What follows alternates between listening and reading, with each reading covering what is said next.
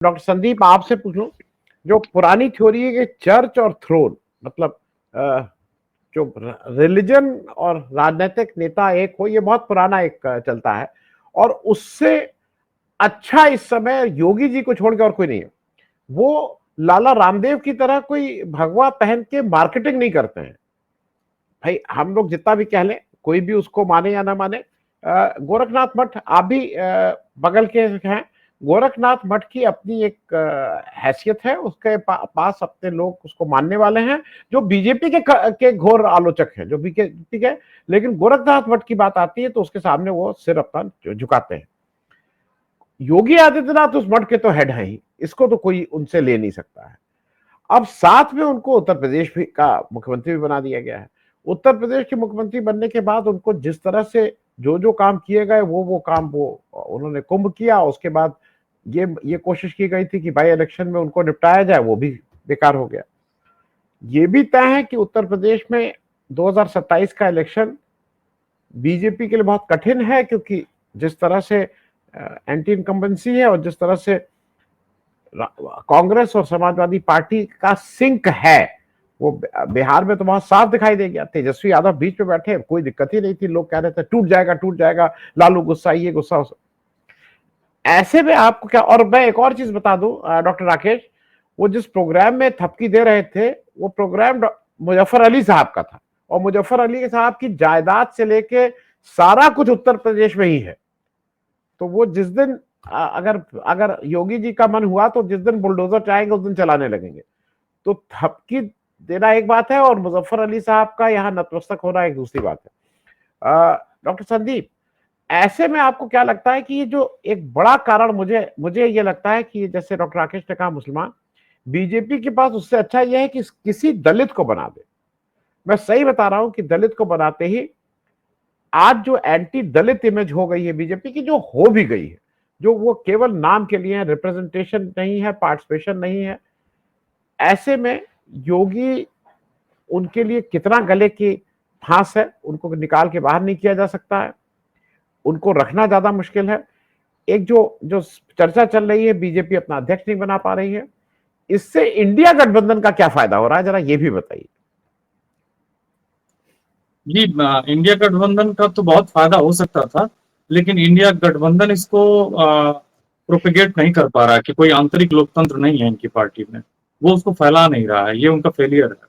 तो मुझे तो नुकसान दिख रहा है, पहली बात। दूसरी बात जो आपने कही कि ये एक्चुअली कोई नहीं बनेगा इनमें से, केवल और केवल कोई यस मैन बनेगा, क्योंकि कोई भी कम्युनिटी से हो, चाहे वो दलित हो, चाहे एसटी हो, चाहे वो ओबीसी हो या ओपन कैटेगरी का हो, वो यस मैन होगा या यस वुमन होगी, जो भी होगा।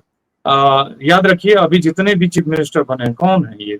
रेखा गुप्ता, शर्मा जी, मोहन यादव जी, ये लोग कौन लोग हैं? ये लोग राजनीति में कोई धुरंधर नहीं है, चाहे इनका कोई राजनीतिक उस तरह का अनुभव नहीं है।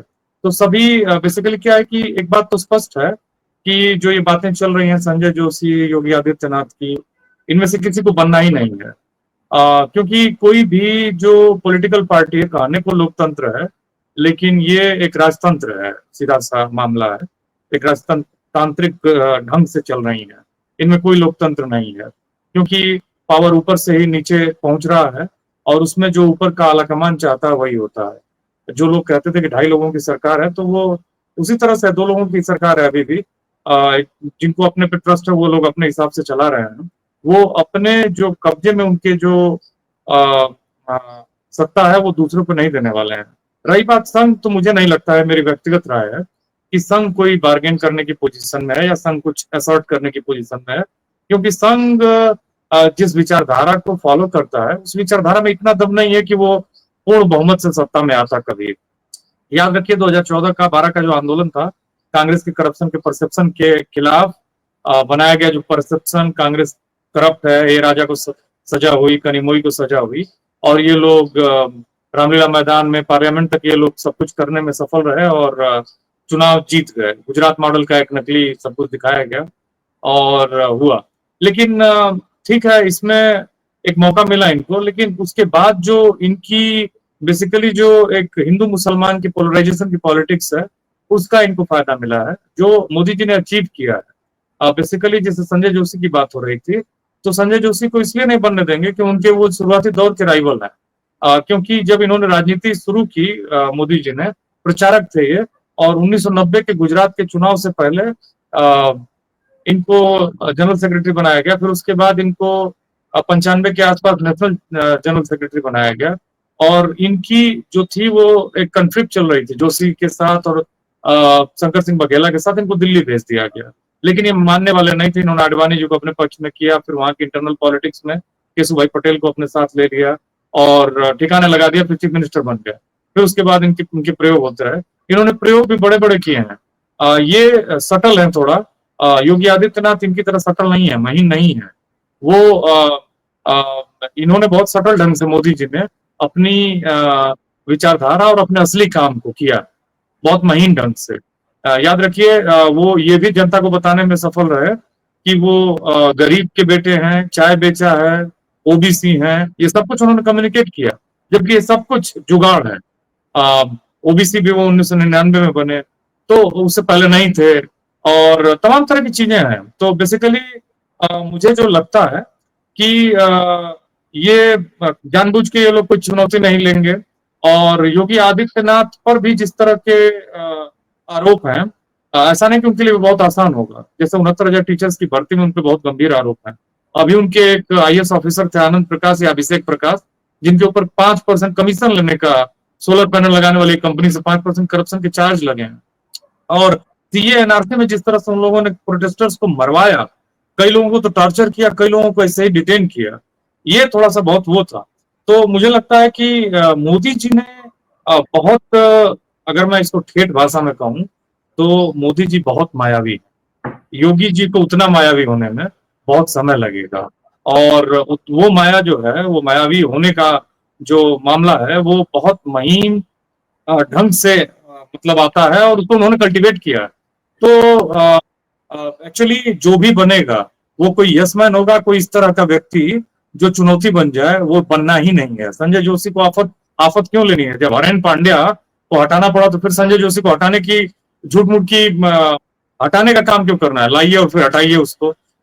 मतलब ये सब चीजें करना नहीं है, क्योंकि इनको एक चीज मालूम है कि इन्होंने जो मॉडल पेश किया है, उस मॉडल में ये अगर सत्ता से बाहर जाते हैं तो इनके लिए बस एक जगह है, जो आप जानते हैं।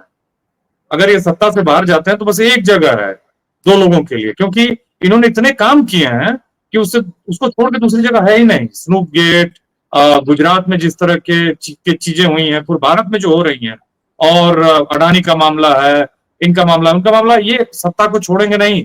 और आरएसएस नाम का कोई दबाव नाम की चीज, मेरे व्यक्तिगत राय में, लोगों को लगता है ऐसा, लेकिन मुझे नहीं लगता कि आरएसएस कोई बार्गेन करने की पोजीशन में, क्योंकि ये आरएसएस गोलवलकर सावरकर की विचारधारा से सत्ता में नहीं आए हैं। ये अपनी जो इन्होंने कल्टीवेट किया न्यूसेंस वैल्यू, जो इन्होंने अपनी विचारधारा, जो कहते हैं कि जिसे बहुत ही वल्गर ढंग से लागू किया है, जिस तरह से भारत की संस्थाओं को माने, चाहे वो सीईसी हो, चीफ इलेक्शन कमिश्नर का पद हो, या फिर जुडिशरी हो, या फिर ब्यूरोक्रेसी हो, या फिर आपकी विधायिका हो, जिस तरह से मेंबर ऑफ पार्लियामेंट्स के खिलाफ जांच की गई है, हर संस्था को नीचा दिखाया गया है, उस संस्था की एक तरह से कहा जाए तो जो सुचिता है उसको कम की गई है। तो इस स्थिति में कुछ बचता नहीं है। ये कोई आफत मोल लेना नहीं चाहेंगे। इनके जो लिस्ट में आदमी होगा वो इनका यसमैन होगा, बने चाहे ना बने। पार्टी का अध्यक्ष जितने दिनों से डिलेड है, और डिलेड हो जाए 5 साल, उससे कोई फर्क नहीं पड़ना। जीवन इनके पास बहुत लंबा नहीं है, खास करके जो मुख्य नेता है हमारे, वो जानते हैं कि 10 साल का समय है उनके पास बस। जी।